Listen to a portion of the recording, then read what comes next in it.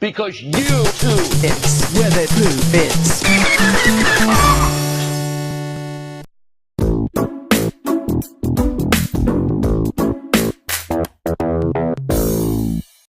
Can we all just take a moment to appreciate what's probably the most underrated genre on YouTube?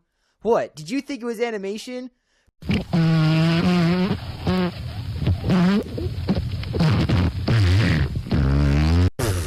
Nope. Step aside, animation, because you ain't got nothing on the YouTube poop community. It's kind of a big joke on the internet how if you're an animator on YouTube, then you basically have no future. But I'm certain that you guys can easily think of at least 3 YouTube celebrities off the top of your head that do animation for their content.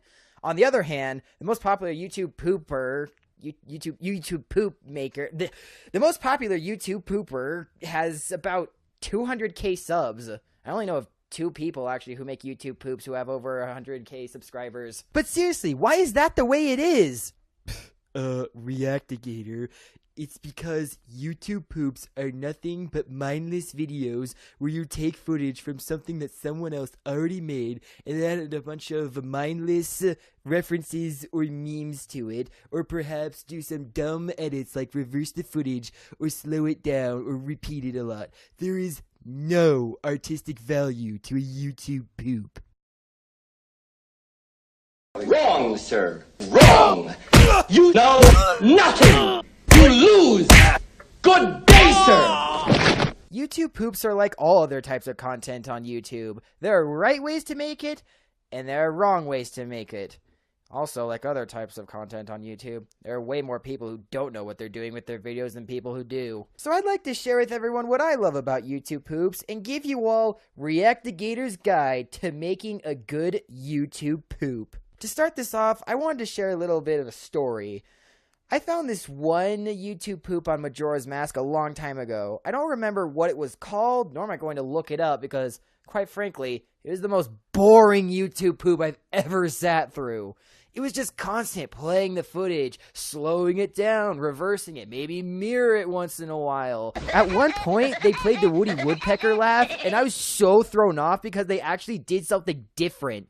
Basically, if you just do a bunch of dumb references or edits, then your YouTube poop becomes super predictable, which is exactly what a YouTube poop should not be. YouTube poops are so glorious to me because you have to recognize the extreme creativity and patience to put this much editing into a joke like this. If you're thinking about making your own YTP channel, I would say use the YouTube channel Hoffy1138 and Jimmy Davis as a reference to starting it. These two are my personal favorite when it comes to these style of videos. They don't just limit themselves to simple edits or references or anything like that. They'll take an extra mile. In fact, they even go to the point where they'll just completely redesign a character to their own special creation. How I love Pepsi! I love it when a YouTube poop will just take off with their jokes. They don't just stop after one little thing. Take this YouTube poop, for example. They could have just stopped after that, but they decided to take it a little bit farther. No need to shout. No need to yell. Take a deep breath. Oh, you've gone all quiet.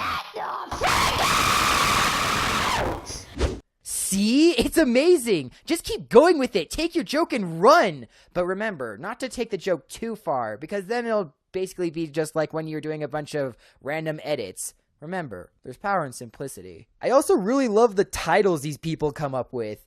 YouTube poop. Spingebill and Scodward get robophobia. YouTube poop. IM means deteriorating mental illness.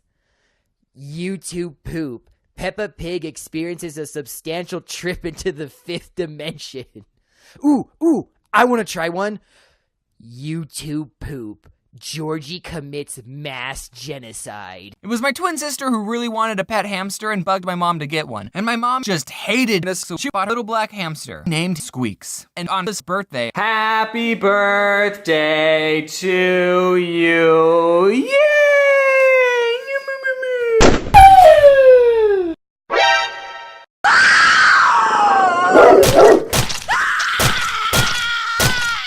I'll show you the details of what happened that night. It might take a while for you to get a good idea for your jokes and to do all your edits. But you know what? A YouTube poop's just like a regular poop. You can't just rush it out because then no one's having a good time. You gotta just take your time, let it all just come out, maybe even spice it up a bit with some poopery or even the squatty potty if you really want to get advanced. Then you've got yourself a good poop. Really? I think YouTube poops are so much fun because of all the freedom there is. The whole concept is you do anything to anything. Go crazy. You don't have to limit yourself to YouTube poops of the CDI games, Michael Rosen, or the ones I'm currently addicted to, Peppa Pig. I'm Peppa Pig. Yeah. You could make a YouTube poop about VeggieTales. You could make a YouTube poop of ASDF movie. You could make a YouTube poop of a completely random, obscure Christmas special. You could make a YouTube poop of the sexiest man alive. Don't make a YouTube poop of Minions, though. We don't need to see any more of those guys. Heck, you could even make a YouTube poop of... wait. This guy just made a YouTube poop of his own YouTube poop. What?